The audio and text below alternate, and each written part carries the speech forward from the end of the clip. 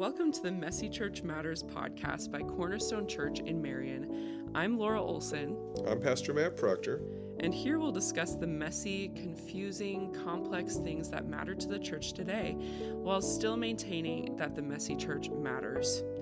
The world can be a grim, chaotic place, but we have a God who desires order and unity in his church. All right, today we have a very special guest, Mr. Aaron Telecky. Aaron, I know you're involved in a couple different ministries and you've spoken at Cornerstone before. Would you be willing to introduce yourself for our listeners? Sure, happy to do that. So Aaron Telecky, I was a pastor here in Cedar Rapids for 25 years. Loved that.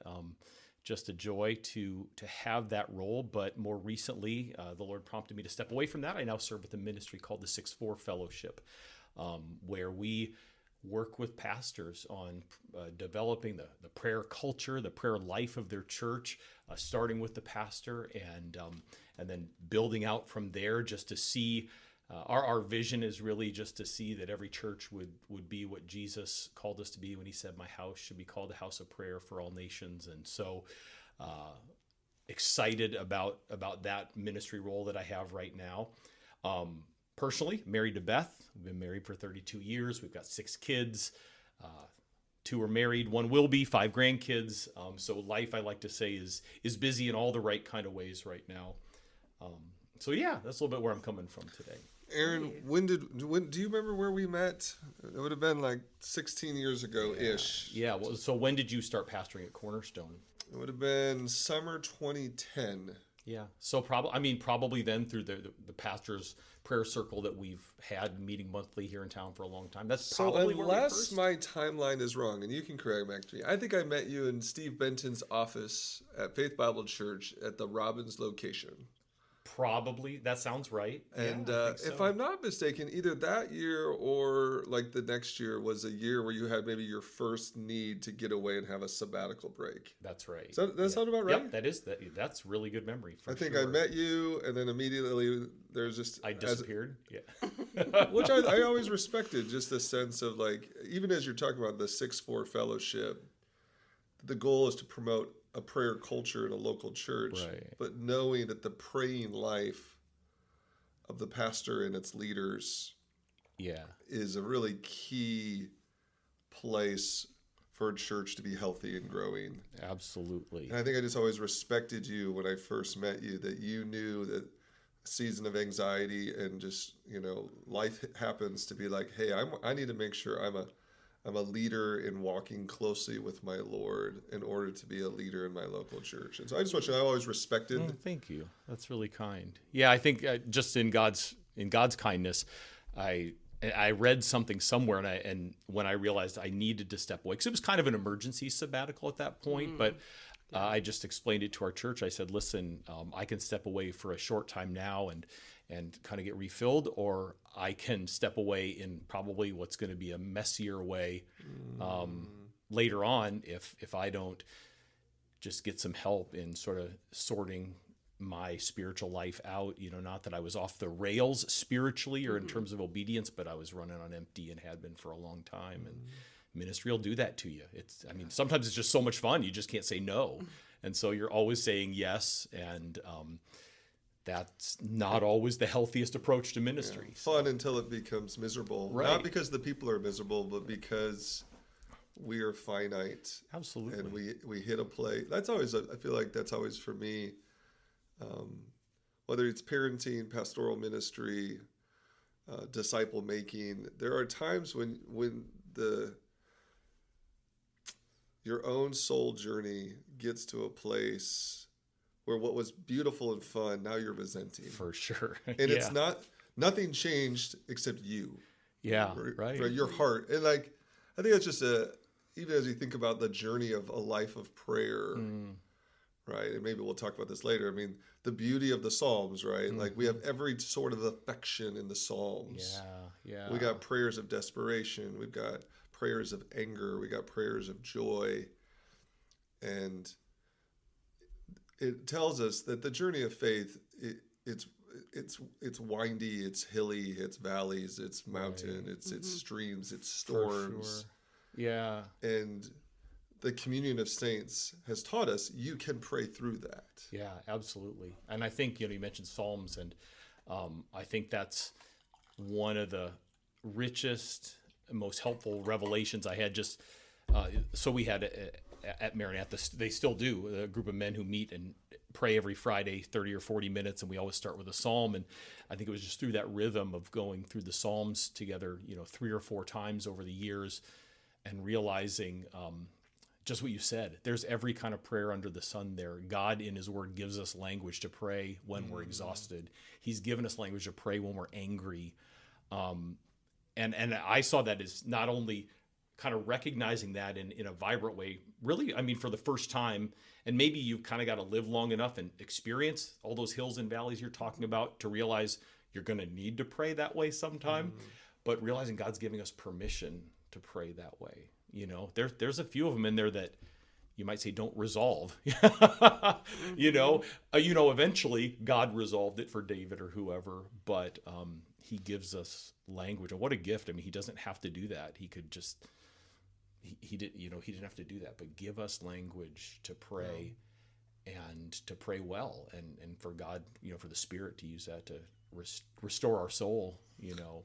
Yeah, we're already about 6 minutes in this podcast. Just give some context. A lot of things that we've already said kind of relate. Like, one, this podcast is going to drop, we think, Tuesday, June 9th, which is a few days before this church is going to have a 6-week prayer series on prayer. Sunday morning sermons. I've seen the topics. We're looking at a lot of Psalms. We're looking at some places in the Old and New Testament. And these different ministers are going to come in. They're going to be preaching on prayer. Aaron's going to come in and do 2 of those sermons. So kind of just champion prayer, but through the Word. But then at the same time, in God's kindness, right? It's so that I can go on a sabbatical. Yeah. The beauty of planned sabbaticals is they help you not have emergency ones. That's really good. And the Lord in his good timing, it is coming at a good place after just, it's been a very exciting ministry year at our church, but it's good things happening. It's had a lot of, I'm feeling the complexity of ministry, and I don't think going on the sabbatical I'm going to come out with answers, really. Right. But I think leaving in the complexity is just reminding personally my own place in this journey as a pastor. Yeah. I'm not Acts 6:4. I'm not here to fix the complexity of church growth problems. Right. I'm here to devote myself to the ministry of prayer and the Word. And so I'm thankful that I have a church that says, Matt, we've got complex things here. Right. But your job here is not to, become a church consultant for us. Matt, go spend an extended season of prayer. Yeah, that's good. We don't need you. We need your God. Right. So better you going off to petition and seek the face of your God than to, go to a conference on church growth. I mean, not saying that there aren't value in wisdom, right? We have lots of proverbs about seeking the counsel. Sure. But I mean, what I remember, I mentioned Steve Benton earlier. I remember one of the first critical church problems that I went through in this church was just a really messy divorce. And it was super confusing. And I remember I spent days, weeks, just calling a friend of mine who's a pastor in Michigan, a friend of mine who's a pastor in Illinois. I called Steve Benton. I might have talked to you about it. I can't remember. I talked to everybody. Sure. And after about 2 weeks of talking to everyone, I realized I had not talked to the Lord. Ooh. Oh, yeah, right. I mean, I might have thrown up some desperation prayers, but I had never, I'd probably talked 5 hours with other pastors. I bet I hadn't talked an hour with the Lord. Yeah. And it was so convicting as a pastor to realize I'm in one of the hardest ministry moments of my short senior pastor career. Yeah. And I didn't go to ask God. Right. God, what should we do? Or how can my heart be ready for the next meeting? Or I think every pastor, I think every engaged church leader hits a point like that, and probably multiple times along the way, because we still kind of revert to our old habits. And, we get into ministry because we care, we want, we know we aren't going to have all the answers, but we want to think that we can find them, or that we think we can strategize and figure it out, and we find ourselves doing, and we have an enemy who's really crafty that way, doing the very opposite of what we preach. Go to the Lord first and trust in him with all your heart. Don't lean on your own understanding. But somehow we think if I can just put my plan together and ask God to bless it, things will probably work out. And you know what? And I think it's just part of the learning process. And again, going back to the scriptures, how many times did David come to the end of himself? Moses came to the end of himself. He was, overwhelmed, and then his father-in-law Jethro steps in and says, listen, dude, you cannot manage this people, And I think we shift into manager mode, and gave him such wise counsel to share the load, to seek God's face. God will bring us to the end of ourselves, and it's painful, but it's a good pain. And, hopefully we learn and don't go back quite so quickly the next time around. And so it's in moments like that prayer, like we've said, is so messy. What are some ways that you've kind of seen that in your own life, that messy prayer? Sure.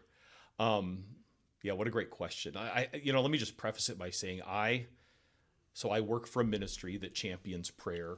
I've come a long way. I am not a natural prayer. I think in every church, who those people are. We got a problem, we'll call, and they'll pray about it. I'm not that person. I don't naturally just engage in hours of unending communion with God. It's work.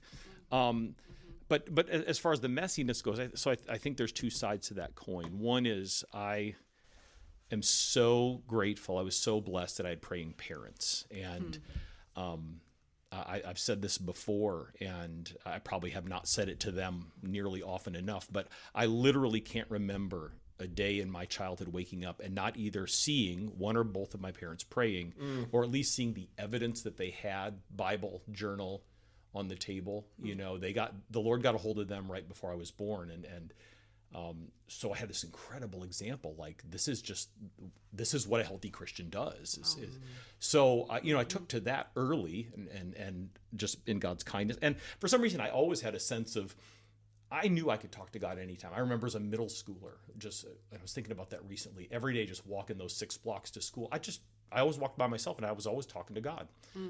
So I knew he was there. Where it got messy, so the personal side, I felt like there was a lot of health there, is I had no experience growing up with healthy corporate prayer. Either it just never happened, the churches I grew up in, wonderful churches, but didn't have anything resembling a corporate prayer gathering, Wednesday night prayer meeting, whatever it was. And the times I did encounter it, it was painful. My boss, my prayer mentor, Daniel Henderson, he says, and I love this line, he says, the reason most Christians don't go to prayer meetings is most Christians have been to prayer meetings. And not the ones that Laura has led. Right. Well, but no, and I know there's plenty of good ones, but I think, we probably all have at least had that experience of sitting down in a meeting. It's called a prayer meeting, and there's 25 minutes of Bible study, and there's 20 more minutes of what we could call the organ recital, the achy bones, the whatever, all the physical problems that we have, and everybody gets to tell their story, and then the last 5 minutes, somebody stands up and asks God to bless and be with all of us till next week when we come together and pray again. And you don't want to diminish it. I know God works through our frailty and feebleness, but that is not a life-giving experience. And so I just had no experience with that. And so I came into pastoral ministry to a church that had a Wednesday night prayer meeting that functioned a lot like that, with 8 or 10 well-meaning people. But I didn't know what to do with it. So that's when it got messy. It's like, I know I should lead in prayer. I know we should be praying. But I didn't have a clue because I had no example, no training in how to facilitate and how to equip people to pray. So the messiness is all in that sort of that paradox of rich personal experience and zero corporate experience. So hey, let's riff a little more on this, because we'll share it a bit, like some of the things that you feel like maybe bring some order and meaning and purpose to make it a little less messy. Okay, let's linger there. Sure. Like more things about either personal and corporate prayer that messy, challenging, hard, discouraging. Just kind of want to, like, what makes it that, or what contributes to it being messy? Yeah, I mean, we were talking like right before this podcast started that, I mean, there's something about prayer. Laura mentioned, like, some people are afraid to pray. Yeah. Do you think it's because of vulnerability, or what do you think? Why, when someone says, like, you know, I feel uncomfortable praying out loud, or I feel comfortable praying even like in a small group, what about just the act of praying with others feels challenging or scary? Why do you think so, Laura? That's a good question. I think it might be some vulnerability, like not wanting to, because our relationship with God is so personal and intimate. At least that's the hope. And so it can be scary if people don't have a lot of experience, like sharing that with others. Like, I even had a conversation the other day that, like, for some people it's actually offensive to share their testimony, even because they are scared of sharing their testimony and revealing those ugly things from their past. Sure. So I don't know if that's a similar thing with prayer. Do you think part of it too is, you know, maybe, I mean, we've all probably prayed with someone that it just sounds like they pray well.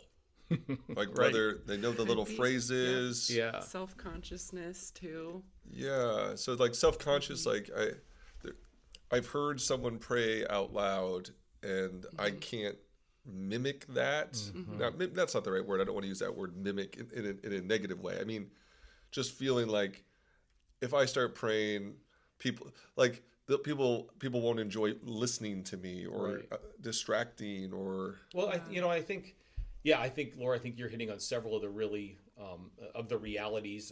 I think a lot of people equate it with public speaking, and you know what's one of people's greatest fears. But you know, if you think about it in a corporate prayer context, you know, whether you've got a circle of 6 or 8 people, it's your small group. One of the things that I've learned is the opener, you know, whoever starts has an incredible amount of power, because they set an example that everybody then thinks I've got to follow. So if that person is, as you say, an eloquent prayer, or they can pray for 2 or 3 minutes, and I'm next, and I don't have the vocabulary, and I don't have the experience, but I feel like I've got to do that. If I just offer up a sentence, well, obviously we all know who the spiritual giant here is, and that caused somebody to retreat. So there is this incredible, you know, if the opener is like, hey, they send a sentence up to God, then the next person does that. Again, there's this sort of peer pressure, and then I think you talked about that intimacy thing. That's I don't know that I always grasped that, and I think I'm still figuring some of that out, because I think we all know people in the church who like to, you know, to wave their vulnerabilities and, you know, frailties like a, you know, like a banner, and there is something to that, and it's probably evidence of a deeper need or a brokenness or something. But there's a fear: am I going to be judged? You know, and what will people think? Does anybody care if I mention or bring these things out? And I think there's just, you know, and a lot of times I think we all have that experience too, of sitting in a circle and we're not really listening to the other person because we're trying to come up with our prayer, you know. So we're missing out on that. You know, so I think there's all sorts of factors that go into that. I think also maybe. So this is the only culture I've ever lived in, you know, but I hear stories from other cultures, and we are a hyper individualistic culture. And we have been taught, if we have been taught to pray, if we've been discipled to pray, it's probably been like my experience, how to have a personal quiet time. And so prayer is private and prayer is intimate, and therefore either I don't want to or I don't need that. I take care of that on my own. But again, I think there's a trick of a craftiness of Satan in that everything else we do in the church, we gather corporately and we scatter for practice. We gather for the proclamation of God's word. And then we read it during the week. We have our own time. We gather for corporate worship, and Tuesday afternoon we're still humming the tune, of the closing song or something, and that stuck with us. But somehow prayer on Sunday, it's the pros do the praying, the pastor, the elders, and they pray for a minute or two here or there. And it's kind of like, I think there's this unspoken assumption, you'll figure it out. And consequently, I think there's not a lot of prayer going on corporately and or personally, because we're not getting that experience to take with me that trains me in how to pray. And I think that goes to the other thing. People just don't know what to pray about. I went through my list, pray for the wife, the kids, the neighbor, the job interview, and I'm out. But I'll do it again tomorrow. And again, that leads to those, classic questions of, well, God already knows, why pray at all? So I think there's a lot wrapped up in that question. And messy. Yeah. There's where the messiness, is happening. And one thing that that helped me personally in my own prayer journey, was probably a truth that someone had said to me many times, but maybe I just got it 3 years ago. Do you know what I mean? Yeah, for sure. But like some of the heroes of prayer, like Epaphras, it just said the commendation is he wrestles in prayer. That's good. And I needed somebody to tell me prayer is hard. It is hard work. You got to wrestle to stay in the prayer closet. Right. It is every beep of your phone, every task in your head, it is pulling you out of prayer to go back to self-reliance, self-accomplishment, to-do list checking off. Right. And so that it helped me, at least I think, to pray more. I don't know if I'm a better prayer but it helped me to pray longer at least. Because I'm praying, it's like, this is hard. And I used to think, the myth that I believed was, good prayer people, it's easy to pray. Right. Ooh. Yeah. And that myth had to get blown up. And now that I read biographies a little more carefully, some of the heroes of the faith who have been known as prayer people, they will say how hard it was to pray. I'm like, oh. Yeah. It's a myth that Right. praying. Now, just like maybe like exercise, exercise is hard. That's why people don't do it.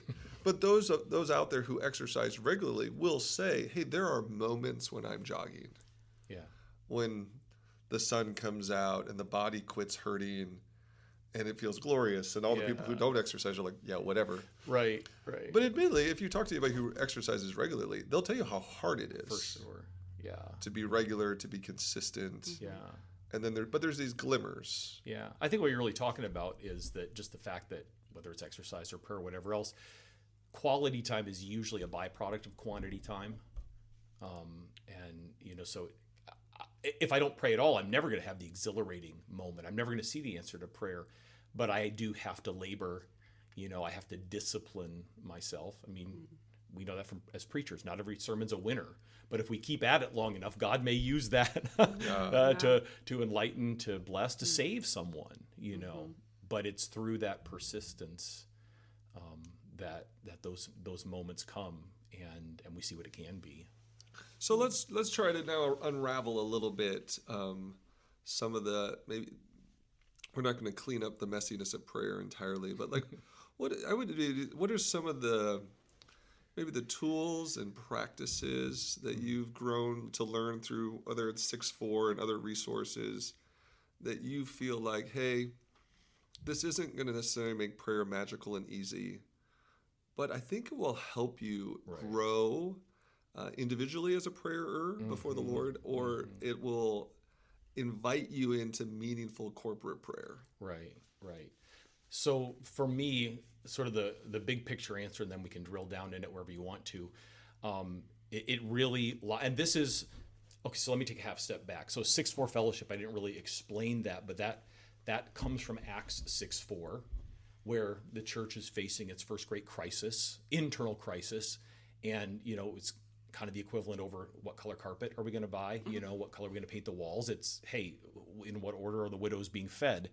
These are the things that we know really are the issues that oftentimes rattle churches.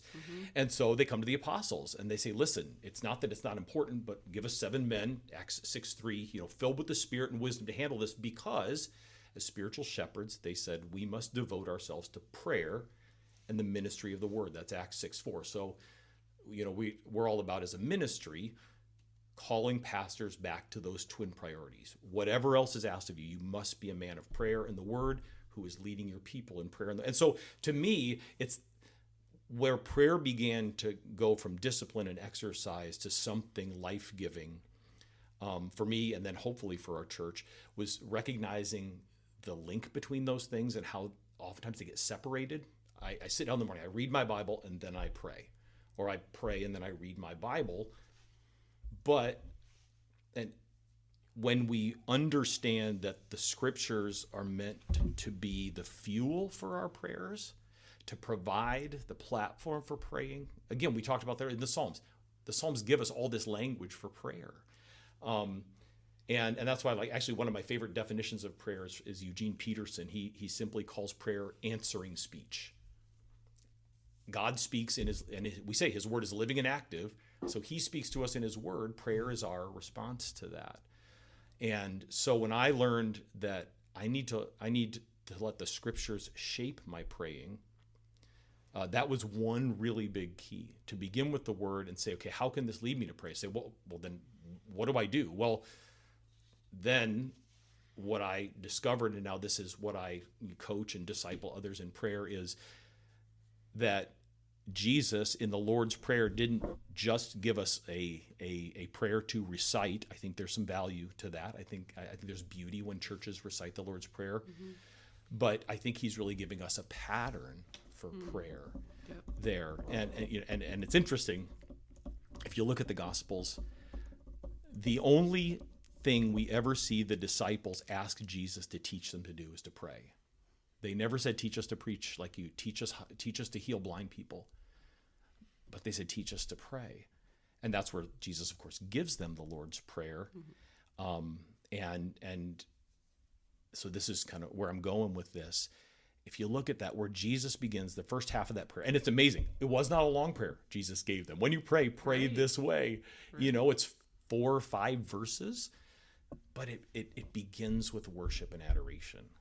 Our Father in heaven, hallowed be your name. Your kingdom come. Your will be done on earth as it is in heaven. You're halfway through the prayer before you get to anything even resembling a request. Yeah.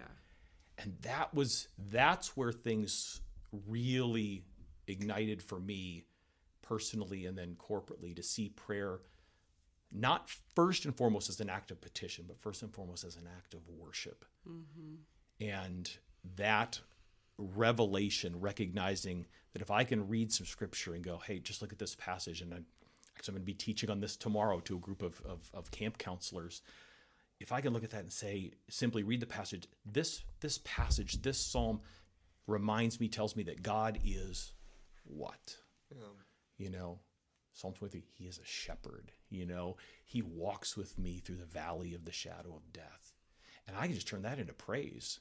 And if I first and foremost see prayer as an act of worship, I think that's where it becomes life-giving. I think that's where it becomes more than just a ritual or an exercise. So it's seeing the scripture, go all the way back to your question, seeing the scripture as the fuel for our prayer, the language of prayer, but then realizing Jesus gave us a pattern to follow. Yeah. Bring him your adoration and praise, and then talk to him about your needs. Okay, I'm loving where this conversation is going. Let's take a step back, make this a 2-part episode, and come back next week to hear the rest of the conversation with Aaron.